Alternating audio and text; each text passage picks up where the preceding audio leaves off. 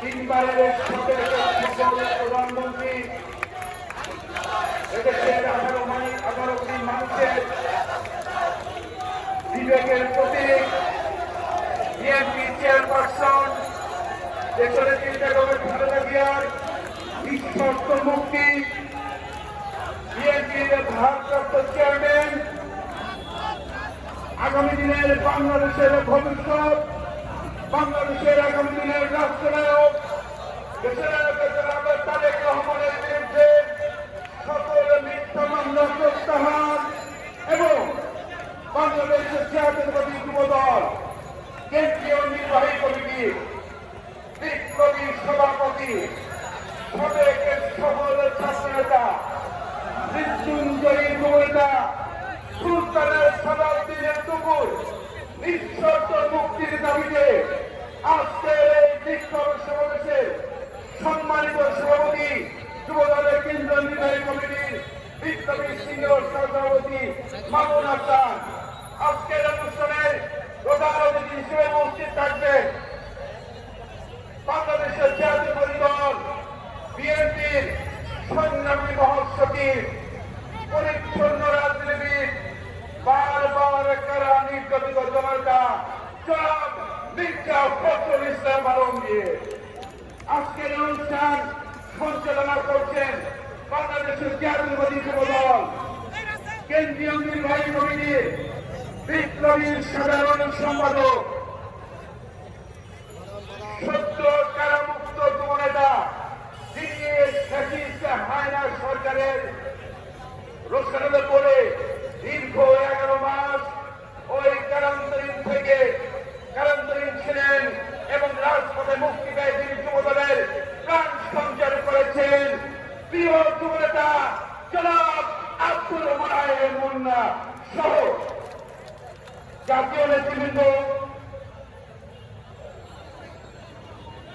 স্বেচ্ছাসেবক দল কৃষক দল ছাত্র দলের কেন্দ্রীয় নেতৃবৃন্দ এবং আমার সামনে উপবিষ্ট যুবদলের ঢাকা মহানগর উত্তরের সংগ্রামের সদস্য সচিব সাজ্জাদুল মিরাজ যুবদলের ঢাকা মহানগর দক্ষিণের সংগ্রামী আহ্বায়ক খন্দকার এনামুল হক এনাম যুবদলের ঢাকা মহানগর উত্তরের যুগ্ম আহ্বায়ক মনিরুল ইসলাম স্বপন তসলিমা হোসেন মাসুম আবুল হাসান টিপু সহ ঢাকা মহানগর উত্তরের অন্তর্গত 26টি থানা এবং ঢাকা মহানগর দক্ষিণের নেতৃবৃন্দ সবাইকে জানাচ্ছি রক্তিম শুভেচ্ছা অভিনন্দন। আমি যুবদল ঢাকা মহানগর দক্ষিণের যুগ্ম আহ্বায়ক বাবলুকে আমি আহ্বান জানাচ্ছি এই জায়গাটা খালি আছে সবাইকে বসিয়ে দিতে হবে এই জায়গাটা খালি আছে সবাইকে বসিয়ে দিতে হবে। প্রিয় সমাবেশ বক্তব্য দীর্ঘায়িত দেওয়ার কোন সুযোগ নেই আমরা সবাই জানি 7 জানুয়ারির জামিন নির্বাচনের এই জামিন সরকার আজ সারা বাংলাদেশ থেকে একটি কারাগারে রূপান্তরিত করেছে সুলতানের সালাউদ্দিন টুকু ওই কেরানীগঞ্জের একটি ক্ষুদ্র কারাগারে রয়েছে ওই জামিন সরকারের জামি প্রধানমন্ত্রী শেখ হাসিনা আজ সারা বাংলাদেশ থেকে একটি বৃহৎ কারাগারে পরিণত করেছে। আমরা আজকের যুব সমাবেশের মাধ্যমে ওই জামিন সরকারের প্রধানমন্ত্রী শেখ হাসিনার উদ্দেশ্যে বলতে চাই 28 অক্টোবর আমাদের এখানে শান্তিপূর্ণ মহাসমাবেশে তুমি তোমার প্রশাসনকে লেলিয়ে দিয়ে আমাদের এখানে লক্ষ লক্ষ জনতার উপরে তুমি নির্বাচনে গুলি চালিয়েছ আমাদের ভাইদেরকে হত্যা করেছ আমাদের রক্ত ঝরিয়েছ তারপরও বাংলাদেশের জাতীয়তাবাদী যুবদল সহ জাতীয়তাবাদী শক্তি কোন নেতা কর্মীকে তুমি পরাজিত করতে পারোনি তুমি পরাজিত হয়েছ এদেশের জনগণের কাছে তার প্রমাণ ওই 7 জানুয়ারি তথাকথিত জামি নির্বাচনে মাত্র 2% ভোট তুমি পেয়েছ এদেশে ৯৮ মানুষ জনগণ তোমাকে বর্জন করেছে,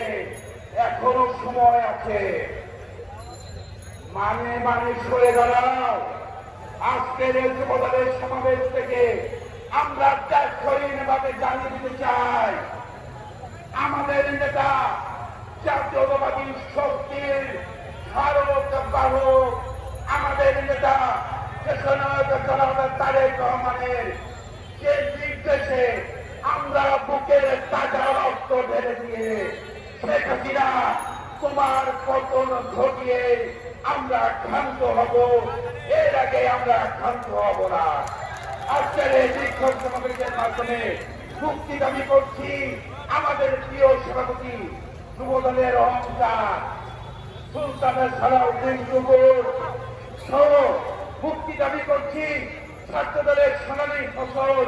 বিএনপির যুগ্ম মহাসচিব হাবিবুল নবী সোহেলের মুক্তি দাবি করছি ছাত্র দলের সোনালী ফসল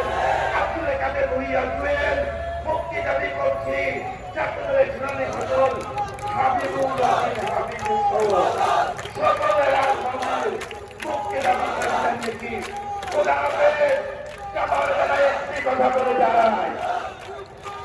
আমাদের প্রিয় নেতা বলেছে, যদি তুমি ভয় পাও তবে তুমি যদি তুমি ঘুরে বেড়াও তবেই তুমি বাংলাদেশ। খোদা হাফেজ। বাংলাদেশ জিন্দাবাদ। জাতীয়তাবাদী যুবদল জিন্দাবাদ। শহীদ প্রেসিডেন্ট জিয়াউর রহমান মরহুম দেশটির বেগম খালেদা জিয়া দীর্ঘজীবী হোক। তারুণ্যের অহংকার তারেক রহমান জিন্দাবাদ। ধন্যবাদ সবাইকে।